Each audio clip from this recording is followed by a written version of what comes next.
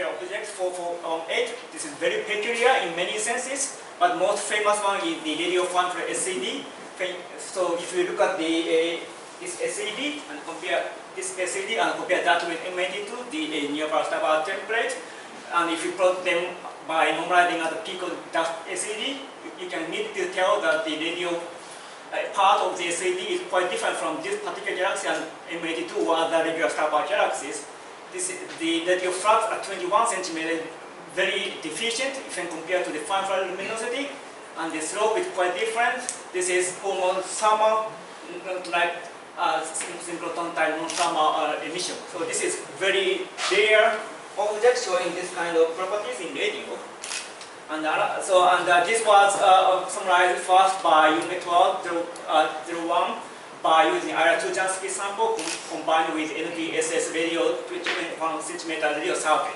And this particular object is about 3.5 sigma from the medium for a sense of high Q. High Q means fine infrared, more luminous, and radio deficient. And another interesting point about fine infrared is that this is that temperature is very high, and this is called, it is classified in a rare 60 micron peak object. That means that the 60 micron SED is actually more brighter than 100. So as you can see in this SED, this is 100, so and the peak comes much shorter than 100 micron. So this is kind of surprising. And this one is the plot from Unit 12. This is the 60 micron iris luminosity versus Q. Q is defined to be this way: fine infrared luminosity divided by radio luminosity and take the log. So this is called Q, and large Q means far infrared excess. And the median mean number is 2.34 here, and this particular galaxy is here, which is above 3.5 sigma, or 5 times more radio deficient. So I use this parameter Q in the data talk. Okay, now I see our focus on the mid-infrared part. So this object was first realized its peculiarities in the far infrared and radio, but it turned out that this is also very peculiar at mid-infrared. It is very compact and actually unresolved even with KEC or VLT 10 meter diffraction limited imaging at N band around 10 micron. And also this shows very extremely strong silicate absorption at 9.8. So not only at 500 but also mid-infrared part is very peculiar. One more small important thing is that at the near-infrared rest frame, even with the HST, this is clearly resolved. So it looks like a real simple galaxy up to 2 micron, and beyond 4 micron, it gets very crazy. And this shows this kind of peculiar SED. And this is another way of describing this thing. This is from spoon. I think this is a very famous spoon diagram. And this particular object is here. It's one extreme end of this diagram, saying that this shows a very strong silicate absorption. And there is essentially no pH emission. So this is the spectrum. So strong silicate absorption plus essentially no emission. So this is very strange. Very rare, I would say. So coming back to radio, it looks very compact. The VLA scale, meaning 1 arc-second scale, or slightly less. But if you go to VLA scale, things look completely different. This is this very central region, and this scale shows only 0.1 arc-second. So we are now looking at 10 PC scale. Individual blob has a diameter of about 10 PC or less, and there are actually 8 such sources. No single dominating AGN-like object there. This part is completely resolved. This is very important finding. And in terms of molecular that can't be free emission. That has to be synchrotron emission to be unfortunately, detected by BLB at all. Unfortunately, this observation was made only in one wavelength, and we don't cannot. care the spectrum; it's the brightness temperature. Oh yeah, this is must be much more than 10,000 degrees. Yes, but if my memory is correct, they of course argued in this paper, and they could be superstar cluster kind of object or agent. So it's somewhere near this result. So this is very unfortunate situation, but this is one exciting point to consider.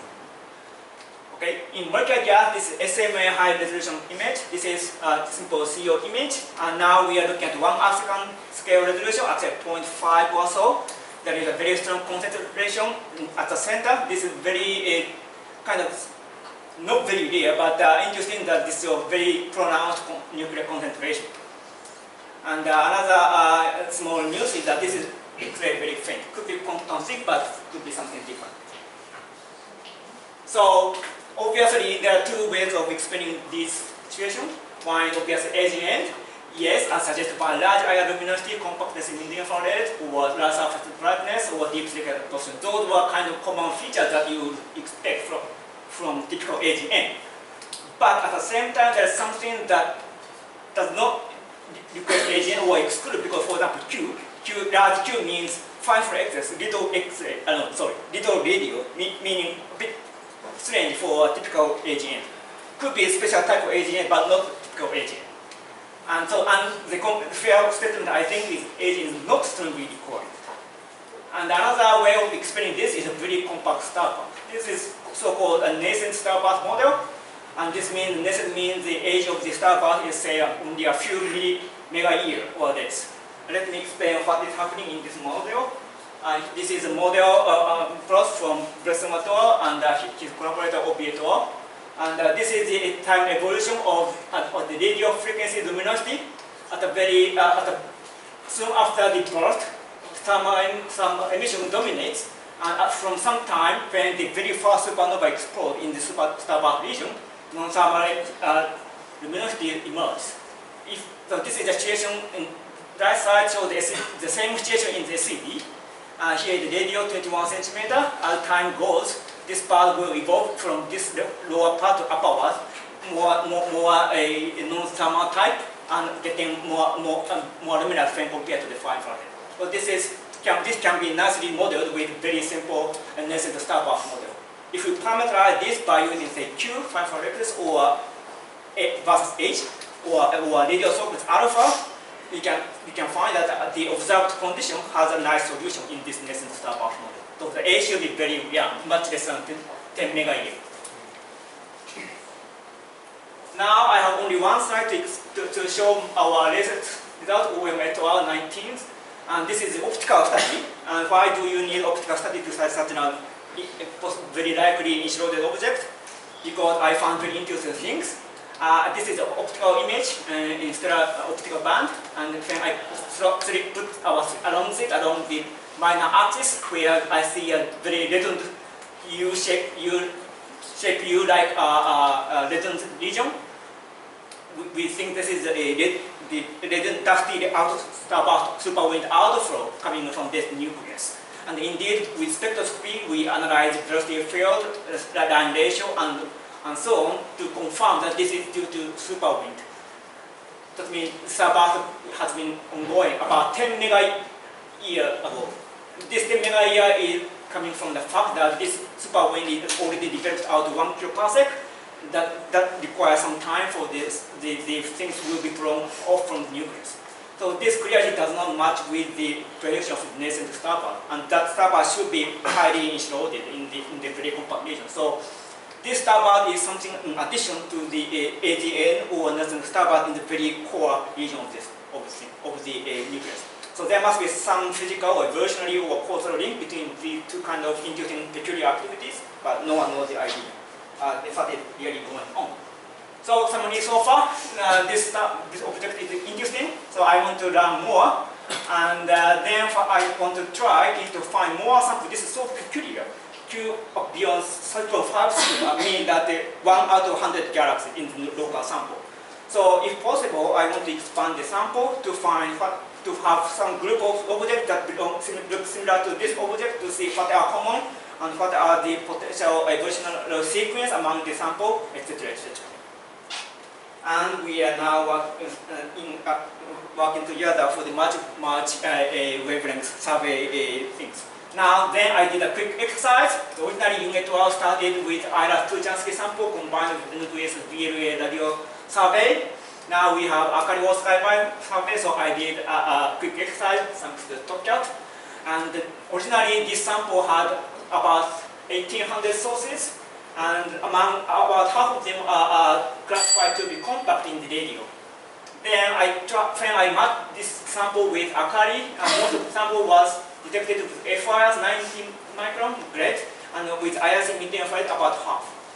But some of them be recorded extended in the catalog, and I want to separate this compact source and extended source to understand what could be the observed systematic difference. And then I will show you next. And this is just a simple comparison, Akari flux versus IRS, good correlation. But if you look at the overall sample, there are more scatter than when I focus only on the IRS compact source, which has a very tight correlation. This is a flux, and this is the luminosity versus Q. This is the original, the same type of plot that Young et al. Made with IRS. And this red one is our 4418, and this is Q measured with Akari and measured with IRS. And this is our object here. And two green circles show two more similar objects I will show. This is a kind of new one, but with Akari color. This is a left side shows higher temperature, upper side fine flood excess, and 44818 here, and three similar objects are here. And this is a new try, and this is a fine flood excess versus medium flood color. So it seems that this galaxy is still very outstanding with Akari dataset. Then I found some neighbors in those color Q space, and I introduced what are they. First one is this galaxy. This is also a famous galaxy. This is crazy to have Q as large as 3.7. This is the world record holder. And this medium spectrum with Spitzer is like that. I cannot tell which is in this 1300 or 448 by N, identical one. This is point-like with a Gemini Q band, so very similar. The second biggest sample in my new comparison is this IR08572. This looks very kind of famous object for those who love very much. And this is the infrared medium infrared spectrum, identical. And this is SED, identical. Very high temperature in cold dark plus strong medium infrared absorption. And it is of course compact and resolved here. Q band Gemini, N band Gemini. So Q band Sigma, I think. The third one is this guy. I skipped this. The fourth one is this one. This is not so famous, but if I search the archive, I've already found this is unpublished, but I found that this looks again very similar. So the point is that they are selected based on far-infrared radio, but are remarkably similar in mid-infrared. This is very as expected, but to me it was a kind of surprise because I blindly did this survey to identify all those four crazy guys in a consistent way. So for future, that was just my quick exercise. We have all-sky survey, H Atlas, NEP.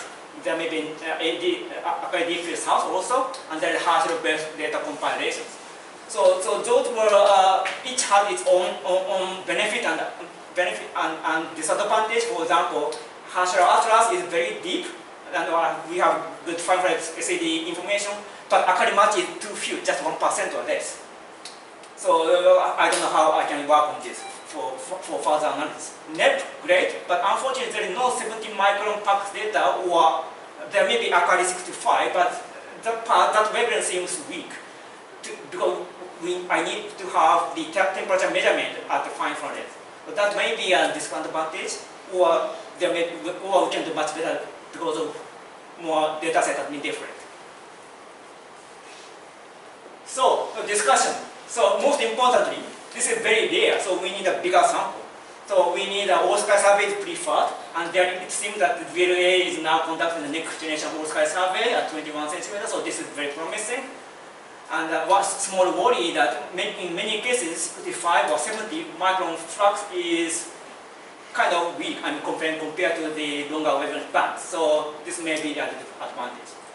Other way of thinking is that because, as I said, the neutral part is also very peculiar, then we can try to explore more how we can use different features to find similar kind of object by using, for example, by focusing on some silicate break, how deep the silicate is photometrically, or find acidity between this stellar part and the fun-fed part, and also how use some sort of medium for the color information as a proxy of dust temperature or kind of excess of medium for luminosity over fun-fed. And we may also need to consider its effect on the color selection. And here is the conclusion, and most importantly, if anyone is interested in searching this kind of object like toward net, please just go ahead. And also don't have to consult with me. Please do your job and enjoy. Thank you very much.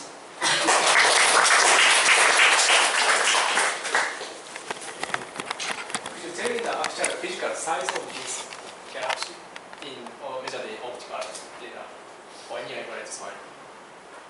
Size means in which component?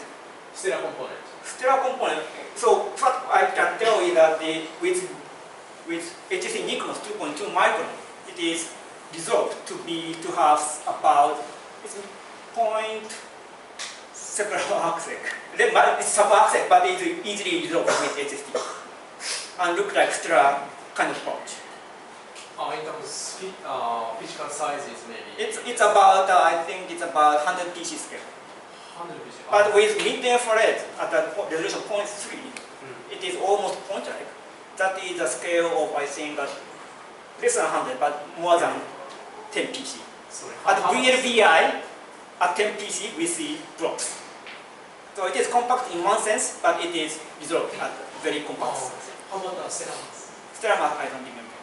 I can find some numbers. It's absolutely fascinating. I mean, nobody really knows why QFIR would become very high like that. And your explanation is there aren't really supernova remnants in there because it's too young. Yes. Maybe it's a right explanation. But, I mean, isn't it also true that if you just make the galactic magnetic field to be weaker, then you get no synchrotron emission? I don't know why. These are very unusual objects. Yes, I think that is quite possible. Although, of course, I don't know why that can happen. But the reason for my attention to this object is that some group of people around me believe this galaxy is truly in a phase of rapid evolution. This could be AGN, this could be star cluster, but this should be in a phase in the first few mega year. So you think that it has some AGN component in it? I have no idea at all. Okay. Still, it's a mystery. But things will blow out soon because it is now completely kind of shrouded. The estimated AB is larger than 100. It's like up to 20 kind of object in one sense. But this one, it has less kind of convincing evidence that there is ADN inside. Yeah. But it's powerful. That means it will blow So things a lot of up. luminosity in a small Right. space, but your title of your talk says it's a compact AGN, Yeah, so- but we don't know. Well, that is one explanation. So that is an interesting point. I was wondering if you could, you mentioned that it was a very rare phenomenon. Yeah, Yeah, 1% of helix. You also said that if it was a very young starburst, it would have to be extremely young. Yes. So I was wondering if there was a calculation that could be made where you just take all the starbursts there is, you take a typical starburst duration of maybe 50 or 100 million years, and see if the fractions agree.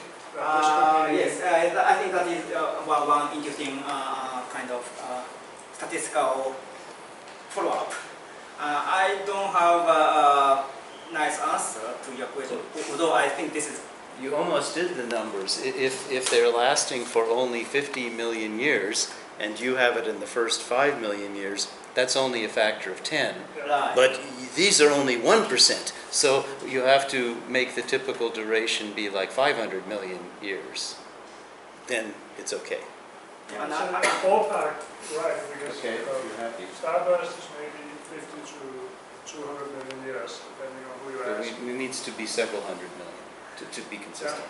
But I think it's ballpark. Okay. Yeah, so that's why we want to have more samples Yeah, that would be from nice. larger and Four is not a deeper lot to database. That is, my goal is to convince you that this is interesting thing for your next research. I have no clear answer about the physics behind this at this moment. I wonder what is the property or nature of the globes found in the VLTI?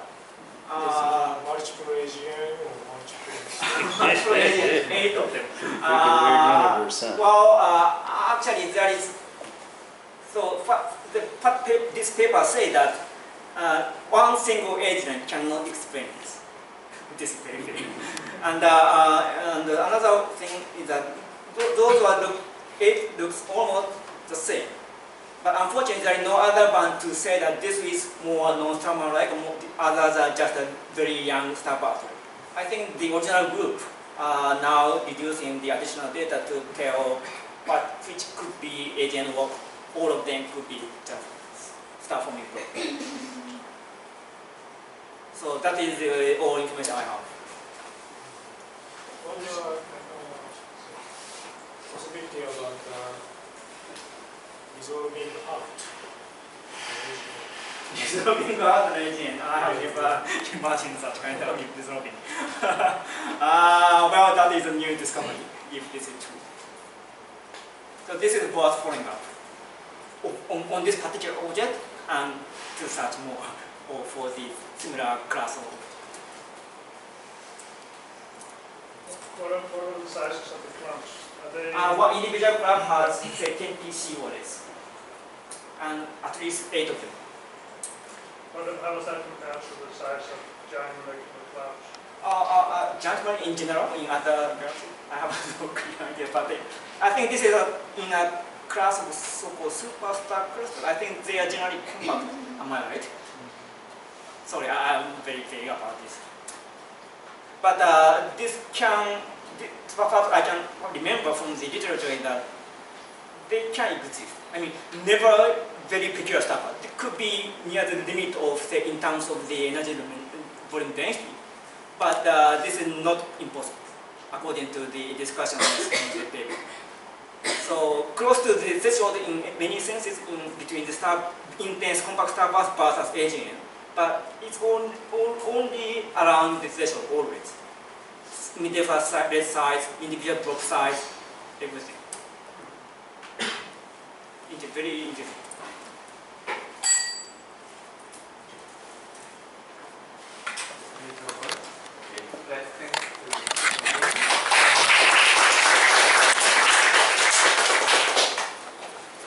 So we have 8 minutes of coffee break, but shall we start 10 minutes later? So please come back at 4:10. 4:10, is that okay? 4:10, 4:10.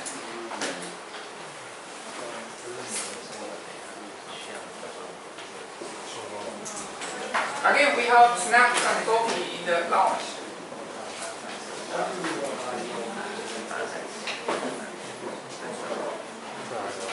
I just downloaded the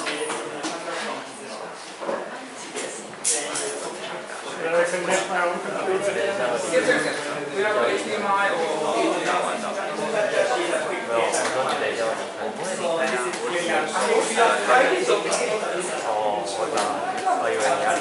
I think my secretary is coming. Yeah, I should try to call them, but it's impossible. There is a website for this flights I can cancel. And it's not on there. Not for today either. She suggested that maybe I could just put it on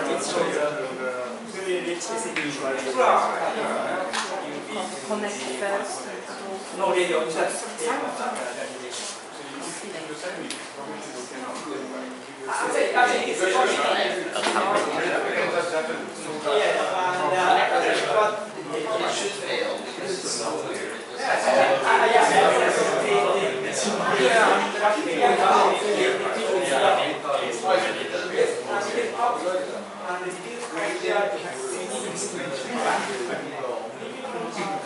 I do it?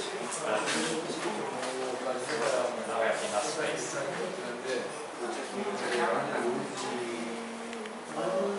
それでね、シュートも I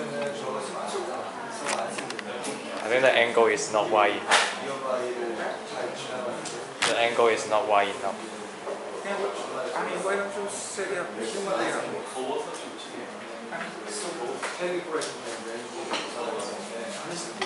And I think it's difficult because sometimes the speaker is standing too far. But and last year we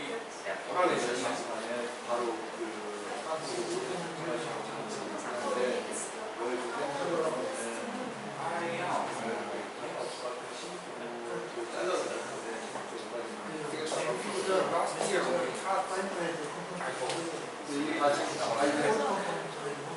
Yeah, I already do my best.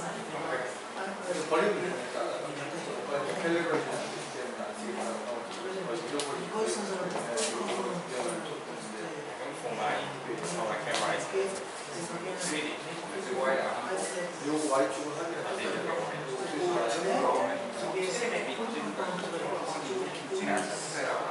So if you want to go at least we have some space. Then the camera Yeah, so we should set it up so that we have a speaker. That would be much better. See, this is better. yeah, but it's tilted. Yeah, that's easy. That's easy. Yeah, it's fixed. So shall we Set up try to do that? Okay.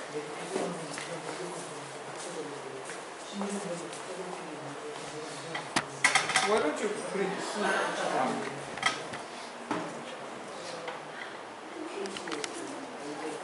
Move this out. Cable. Take out the cable first. Take out the cable first.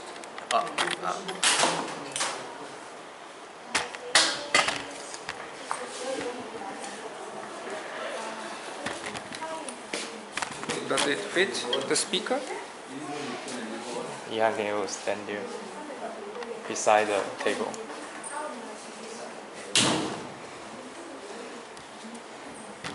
You can be moved Yeah, back. If much you- better. If you do I it. think this is okay. Yeah. Good. So then you can sit here. And sit in between Matt and Rieko-san. Yeah, and then be careful. Don't do this. Oh, hello. Okay, let's try this. And then I think I tomorrow. can sit here. Yeah. Tomorrow we need to